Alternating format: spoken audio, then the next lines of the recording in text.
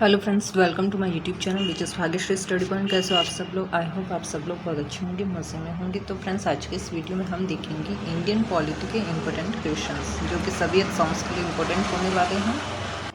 अगर आप किसी भी कम्पिटिटिव एग्ज़ाम की तैयारी करते हैं और उसमें इंडियन पॉलिटी से रिलेटेड क्वेश्चंस पूछे जाएंगे तो ये क्वेश्चंस आपके लिए काफ़ी ज़्यादा हेल्पफुल और इम्पोर्टेंट होने वाले हैं। मैंने सारे क्वेश्चंस इंपॉर्टेंट और सेलेक्टिव लिए हैं, तो फ्रेंड्स वीडियो को एंड तक जरूर देखना। और जिस किसी ने भी चैनल को सब्सक्राइब नहीं किया, चैनल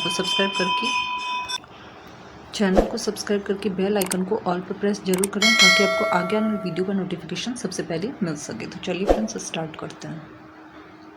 क्वेश्चन नंबर 1 है, भारत के संविधान के निम्नलिखित भागों में से किसमें कल्याणकारी राज्यों की अवधारणा को शामिल किया गया है? राइट आंसर हो जाएगा ऑप्शन सी, नीति निर्देशक सिद्धांत। नीति निर्देशक सिद्धांतों में कल्याणकारी राज्यों की अवधारणा शामिल है। टिप्पणियाँ देख लेंगे, इसको हम हर एक क्वेश्चंस को मैंने डिटेल में कवर किया है। तो फ्रेंड्स, ये क्वेश्चंस इन टॉप 20 क्वेश्चंस लिए हैं। 20 क्वेश्चन से आपके बहुत सारे क्वेश्चंस जो है वो कवर हो जाएंगे। ठीक है, हर एक क्वेश्चंस को पूरे डिटेल से समझाया गया है।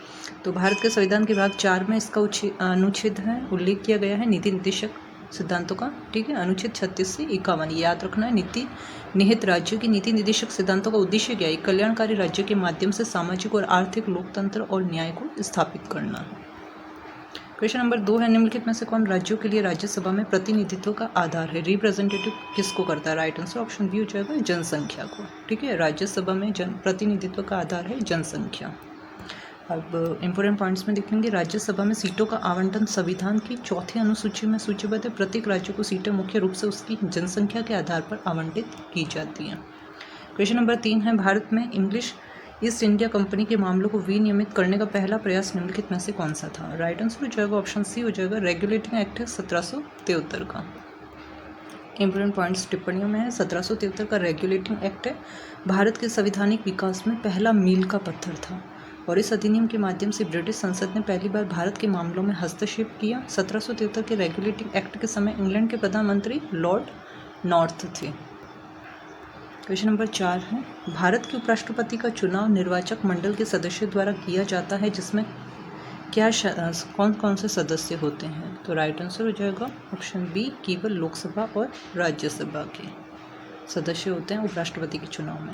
इंपॉर्टेंट पॉइंट्स में देख लेंगे, भारत के उपराष्ट्रपति का चुनाव निर्वाचन मंडल के सदस्यों के द्वारा किया जाता है, जिसमें लोकसभा और राज्यसभा दोनों के सदस्य जो हैं वो शामिल होते हैं। क्वेश्चन नंबर 5 है, निम्नलिखित में से किस घटना में बंदी प्रत्यक्षीकरण की रिट जो है वो जारी की जा सकती है? तो बंदी प्रत्यक्षीकरण की रिट किस में जारी की जा सकती है?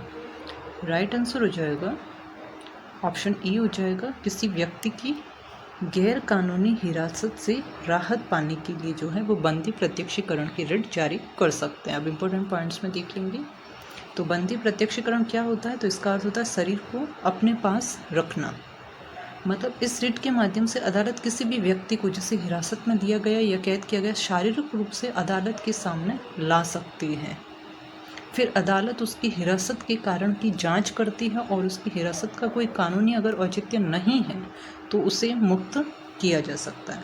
ऐसी रिट निम्नलिखित उदाहरण मामलों में जारी की जा सकती है, जब व्यक्ति को हिरासत में लिया जाता है और 24 घंटे के भीतर मजिस्ट्रेट के सामने पेश नहीं किया जाता है, तब इसका यूज़ ले सकते हैं।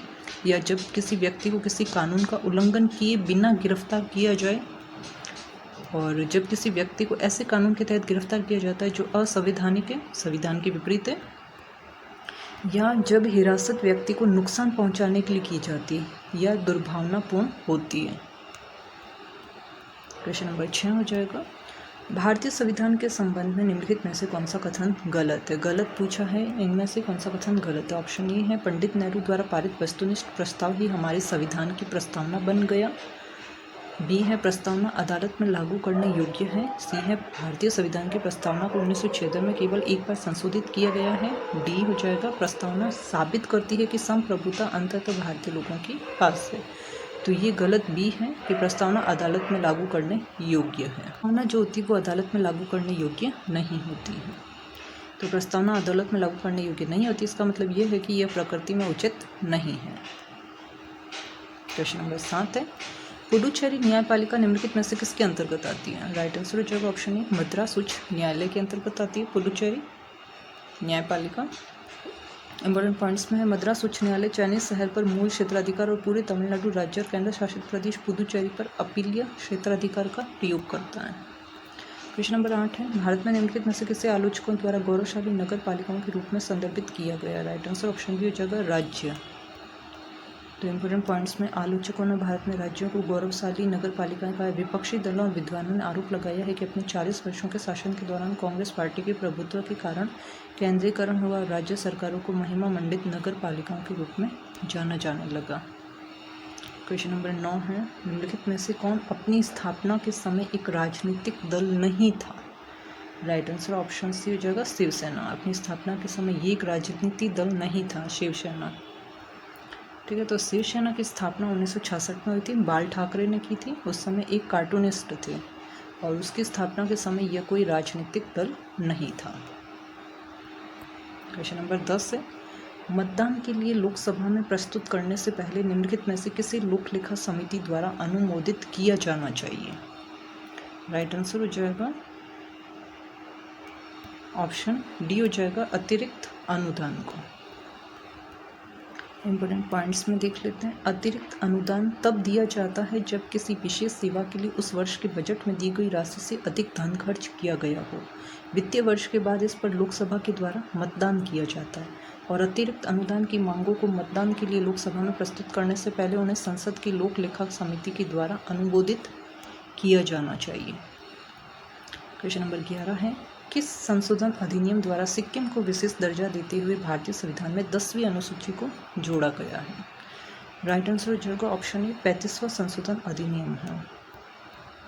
इंपॉर्टेंट पॉइंट्स में है तो संविधान के 35वें संशोधन अधिनियम 1974 ने सिक्किम की संरक्षित स्थिति को समाप्त कर दिया और इसे भारतीय संघ के एक सहयोगी राज्य का दर्जा प्रदान किया। 10वीं अनुसूची को भारतीय संघ के साथ सिक्किम के जुड़ाव के नियमों और शर्तों को निर्धारित करते हुए जोड़ा गया था।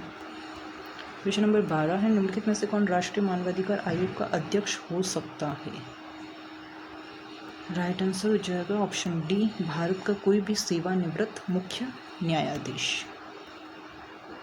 इंपॉर्टेंट पॉइंट्स नोट्स में है भारत का राष्ट्रीय मानवाधिकार आयोग है NHRC 12 अक्टूबर 1993 को गठित एक वैधानिक सार्वजनिक निकाय है। NHRC का अध्यक्ष भारत का एक सेवानिवृत्त मुख्य न्यायाधीश हो सकता है। क्वेश्चन नंबर 13 है नेहरू रिपोर्ट के अनुसार भारत की संसद की संरचना किस प्रकार की थी। राइट आंसर ऑप्शन डी हो जाएगा क्राउन सीनेट प्रतिनिधि सभा। इंपॉर्टेंट पॉइंट्स में नेहरू रिपोर्ट 10 अगस्त 1928 को प्रकाशित हुई थी। रिपोर्ट के अनुसार राष्ट्रमंडल की विधायी शक्ति की देखभाल संसद के द्वारा की जाएगी जिसमें एक राजा होगा, एक सीनेट होगा और एक प्रतिनिधि सभा जो होगी वो शामिल होगी। क्वेश्चन नंबर 14 है इलेक्ट्रॉनिक वोटिंग मशीन EVM में अधिकतम कितने वोट डाले जा सकते हैं। राइट आंसर ऑप्शन बी हो जाएगा 3840 वोट डाले जा सकते हैं EVM में। इंपॉर्टेंट पॉइंट्स में है EVM अधिकतर 3840 वोट रिकॉर्ड कर सकती है जो कि आमतौर पर एक मतदान केंद्र में मतदाताओं की कुल संख्या 1500 से अधिक नहीं होगी और EVM की क्षमता पर्याप्त से अधिक है। क्वेश्चन नंबर 15 है EVM जो है इलेक्ट्रॉनिक वोटिंग मशीन उम्मीदवारों की अधिकतम संख्या कितनी हो सकती है। राइट आंसर हो जाएगा ऑप्शन बी 64।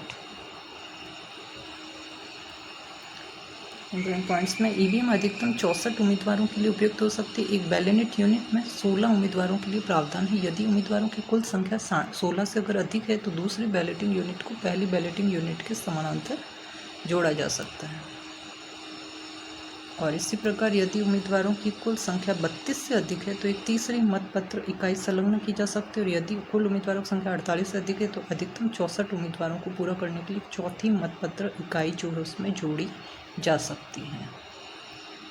क्वेश्चन नंबर 16 है निम्नलिखित में से कौन अंतर्राष्ट्रीय आपराधिक न्यायालय छोड़ने वाला संयुक्त राष्ट्र का पहला सदस्य देश कौन बन गया। राइट आंसर ऑप्शन सी हो जाएगा बुरुंडी। ठीक है, नोट्स में है हाल में बुरुंडी अंतर्राष्ट्रीय आपराधिक अदालत छोड़ने वाला पहला संयुक्त राष्ट्र देश बन गया। बुरुंडी 18 अक्टूबर 2016 को रोम समिति से हट गया जब बुरुंडी के इस राष्ट्रपति पियरे नकुरुनजीजा ने ICC से बुरुंडी की वापसी के लिए कानून पर हस्ताक्षर किए। बुरुंडी की सरकार ने दावा किया कि अदालत शक्तिशाली देशों का एक उपकरण है जिसका उपयोग इन नेताओं को दंडित करने के लिए किया जाता है जो पश्चिम का अनुपालन नहीं करते। और संयुक्त राष्ट्र मानवाधिकार परिषद द्वारा 30 सितंबर को अप्रैल 2015 से बुरुंडी में मानवाधिकारों के हनन की जांच के लिए एक आयोग बनाने का संकल्प लेने के बाद वापस लेने का निर्णय लिया गया। जो कथित अपराधियों की पहचान करेगा और एक गारंटी देने के लिए कदमों की सिफारिश करेगा कि उन्हें जवाबदेह ठहराया जाए। क्वेश्चन नंबर 17 है, राष्ट्रवादी कांग्रेस पार्टी एनसीपी की स्थापना किस वर्ष हुई थी? राइट आंसर ऑप्शन बी हो जाएगा 1999 में हुई थी। इम्पोर्टेंट पॉइंट्स है, राष्ट्रवादी कांग्रेस पार्टी भारत में एक राजनीतिक पार्टी है जिसकी स्थापना जून 1999 में शरद पवार ने की थी और एनसीपी के गठन के समय भारतीय कांग्रेस पार्टी का नई पार्टी में विलय हो गया। क्वेश्चन नंबर 18 है, निम्नलिखित में से कौन सा राज्य पंचायत राज के अंतर्गत नहीं आता? राइट आंसर ऑप्शन सी हो जाएगा मेघालय और नागालैंड, दोनों ही पंचायती राज के अंतर्गत नहीं आते। तो पंचायत राज व्यवस्था में नागालैंड, मेघालय और मिजोरम को छोड़कर सभी राज्य और दिल्ली को छोड़कर सभी केंद्र शासित प्रदेश आते हैं। याद रखना, पंचायत राज व्यवस्था से रिलेटेड क्वेश्चन पूछा जा सकता है। क्वेश्चन नंबर 19 है, निम्नलिखित में से किस आयु तक मुख्य चुनाव आयुक्त पद पर रहता है? तो मुख्य चुनाव आयुक्त राइट आंसर ऑप्शन बी हो जाएगा 65 वर्ष तक रहता है। इंपॉर्टेंट पॉइंट्स में देख लेते हैं, मुख्य चुनाव आयुक्त और अन्य चुनाव आयुक्तों का कार्यकाल उनकी पद ग्रहण करने की तिथि से 6 वर्ष या उनकी 65 वर्ष की आयु प्राप्त करने तक जो भी पहले होता है। लास्ट क्वेश्चन है, क्वेश्चन नंबर 20 है, निम्नलिखित में से कौन सा मार्ले-मिंटो सुधार का उद्देश्य था? मार्ले-मिंटो सुधार का उद्देश्य क्या था? राइट आंसर ऑप्शन सी हो जाएगा प्रांतीय विधानसभाओं का विस्तार। टिप्पणियां हैं, भारतीय परिषद अधिनियम है 1909 या मार्ले-मिंटो सुधार है? मार्ले-मिंटो सुधार 1909 में ब्रिटिश संसद के द्वारा प्रांतीय विधानसभाओं के विस्तार और विधान परिषदों के दायरे को व्यापक बनाने, भारतीय राष्ट्र में धर्मपंथियों की मांगों को पूरा करने के लिए प्रयास में पारित किया गया था। कांग्रेस और शासन में भारतीयों की भागीदारी को बढ़ाना था। तो ये थे फ्रेंड्स पॉलिटी के top 20 important questions. I hope आपको ये क्वेश्चंस अच्छे लगे होंगे। क्वेश्चंस अच्छे लगे हैं तो वीडियो को लाइक और ज़्यादा से ज़्यादा शेयर जरूर करना, और अगर चैनल पर नए हो तो चैनल को सब्सक्राइब करके बेल आइकन को ऑल पर प्रेस जरूर करना, ताकि आपको आगे आने वाले इसी तरह के वीडियो के नोटिफिकेशन सबसे पहले मिल सकेंगे। तो चलिए फ्रेंड्स, आज के लिए इतना ही, और अगर इन क्वेश्चंस की आपको PDF चाहिए तो आप मेरा टेलीग्राम चैनल ज्वाइन कर सकते हैं, जिसका लिंक डिस्क्रिप्शन बॉक्स में दिया हुआ है। तो थैंक यू फ्रेंड्स, मैं मिलती हूँ आपको नेक्स्ट वीडियो में। तब तक के लिए wish you all the best.